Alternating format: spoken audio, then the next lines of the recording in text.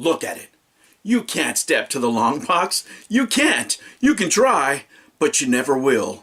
Nothing will ever beat the original release of the Sony PlayStation.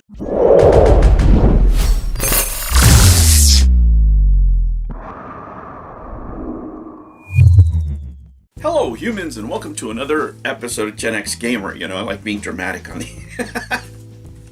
on these entries, right? Try to get attention. Oh, look at that book. Everything is pristine about this. You know, this cost me $20, guys. And I'm really glad that I got it when I did get it. These are my favorite boxes from the PlayStation era.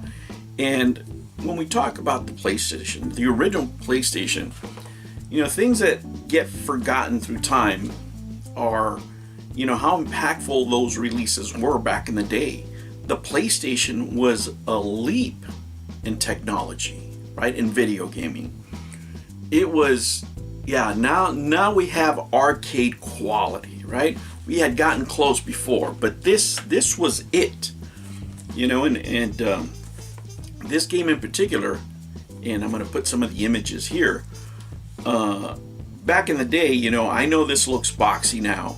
I know these graphics look dated, but back in the day, we were saying like, whoa, like this is the best thing we've ever seen. You have to remember, there were 20 vehicles at once on the screen. Like you'd never seen that, you know, and these vehicles were taking damage, right? They were, you could see the damage. Yeah, it's a little pixelated and what have you, but you could see the damage on the vehicles. And it's not that the vehicles only broke, but they drove broken. These are mechanics that were just mind-blowing to us at the time. You know, and a lot of nostalgia, let's be fair, a lot of the nostalgia that we feel for these games have to do with where were we in life at that point, right? What were you doing? What was I doing when the PlayStation came out? You know, and I have a video about this earlier. I bought my PlayStation with stipend money, per diem money that we got from a job that I used to work at. And I told this story before. I bought my first PlayStation with stripper money.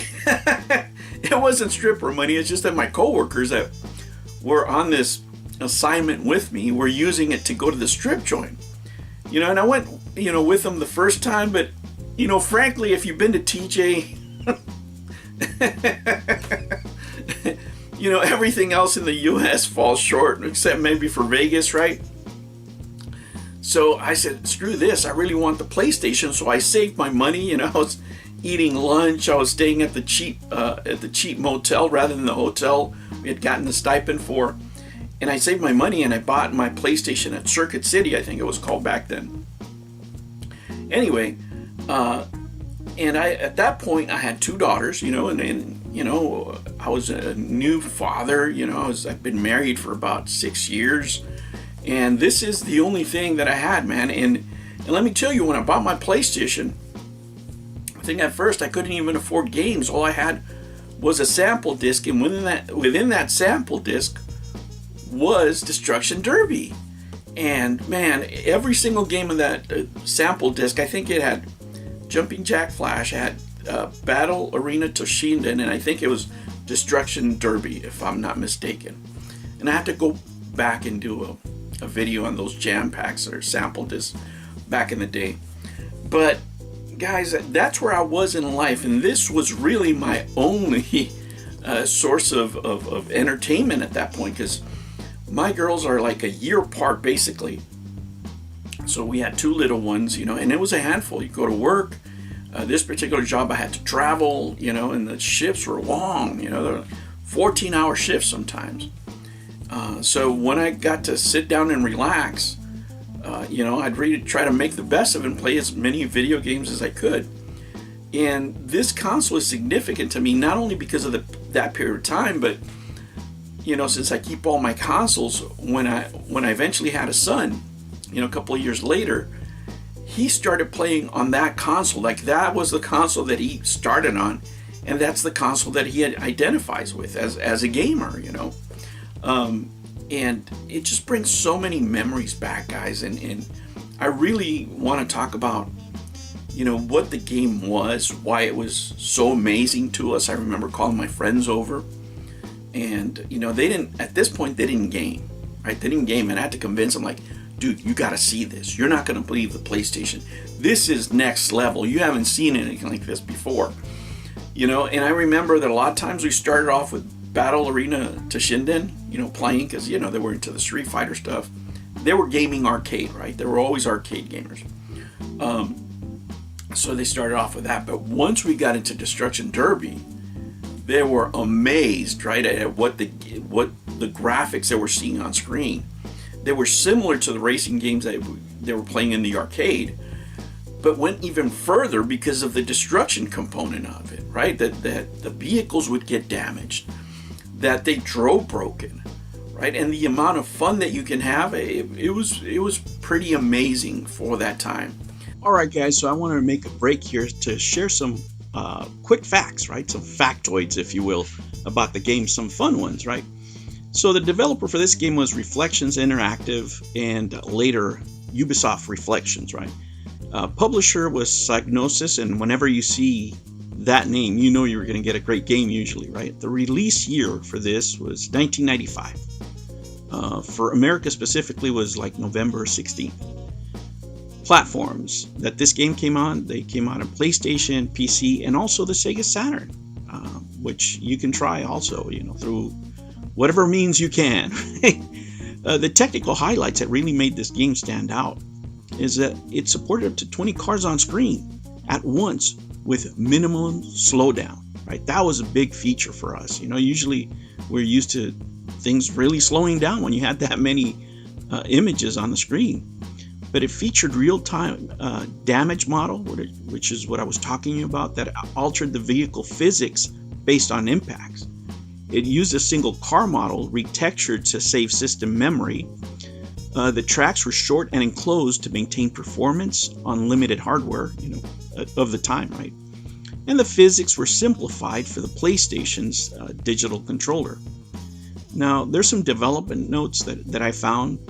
And Martin Edmondson, the director, focused on predictable collisions, they called it, to make impacts feel more realistic. Right? The production of this game started around December 1994, only a few months before launch.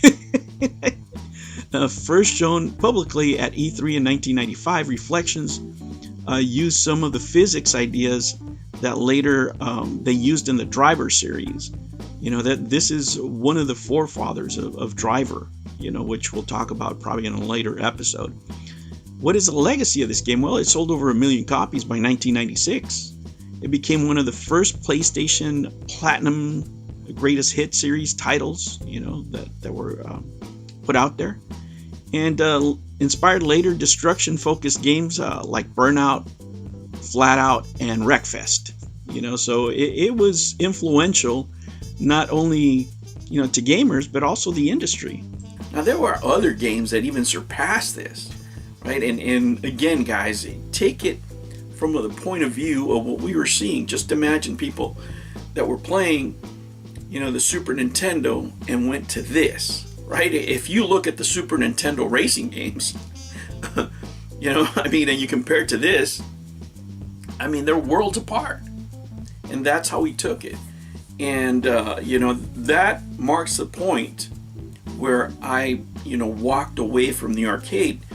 I would always play games, if I was in a 7-Eleven or somewhere that had, arcade machine. I'd always pop in a quarter if I could, if I had a little bit of time. Gas station, whatever it was. But I stopped actively going to the arcades, and I think that was the same case for many people, because you started seeing less and less, adults going to the arcade, because, we were buying PlayStations, we were buying, these type of games, and it was not necessary, and especially when you're a father and you have a couple of kids, you got to stay home, that really is it. But this really gave you an out, the PlayStation gave you an out to stay home.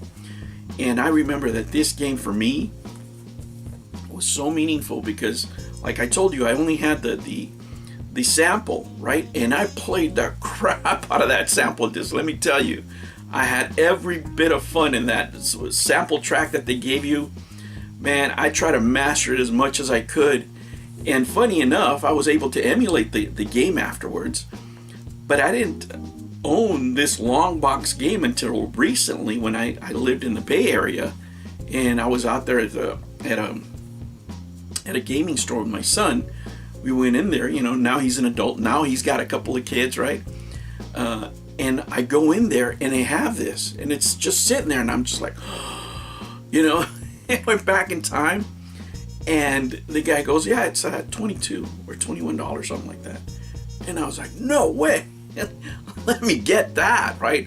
Especially in the long box. This form right here, guys, is what I first remember the PlayStation on, you know, and it was a longer box, sort of like the Sega CDs, like the Sega Saturn. But look at this, it's pristine, man, and that's the way I keep it.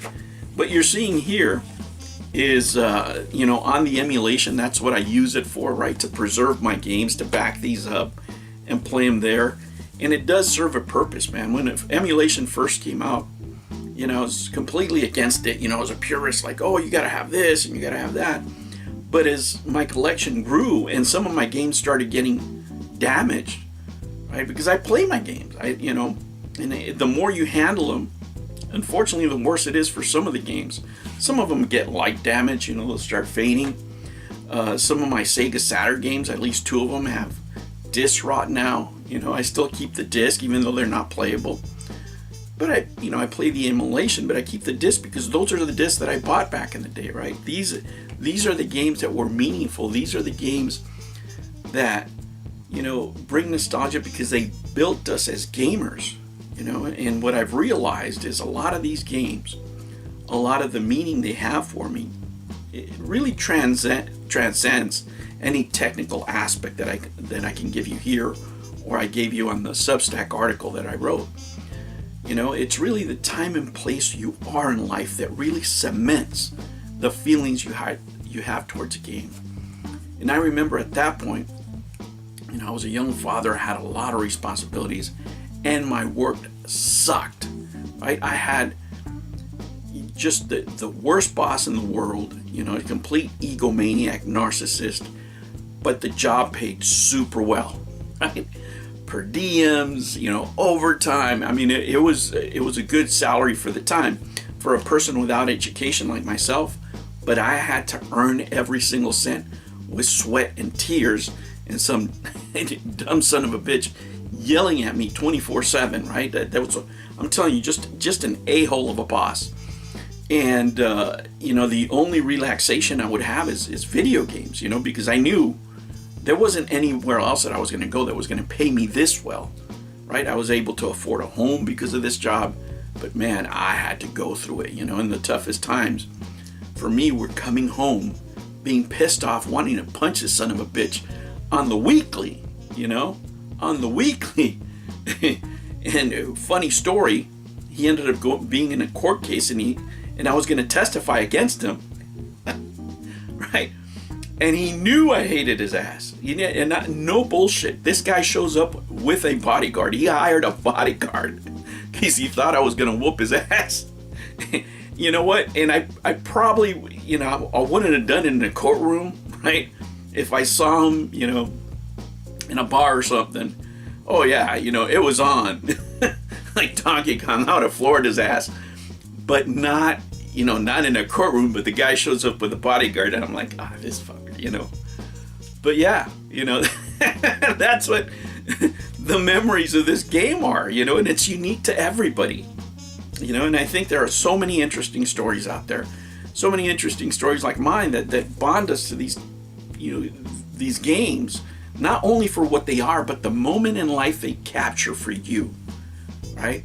That's why I sit here and I look at all these memories. Yeah, you know, in this game I can only fit about 2,000 games, unfortunately, you know, because I've had to reduce my space. We have a baby now, you know, what have you. So the rest of the stuff is in storage, but 2,000 still is a lot of games, you know, to have in a single room. And I picked, you know, the ones that give me nostalgia the most, and that's what I'm going to make a series of videos on, like this one, and I hope you appreciate it. You know, is it going to get the most amount of views? No, but we sure are going to have a good conversation not only about what these games mean today, but what they really meant to us back in the day. Guys, thank you for joining me. Make sure you subscribe to the channel, help support the channel, hit that like button, and join if you can.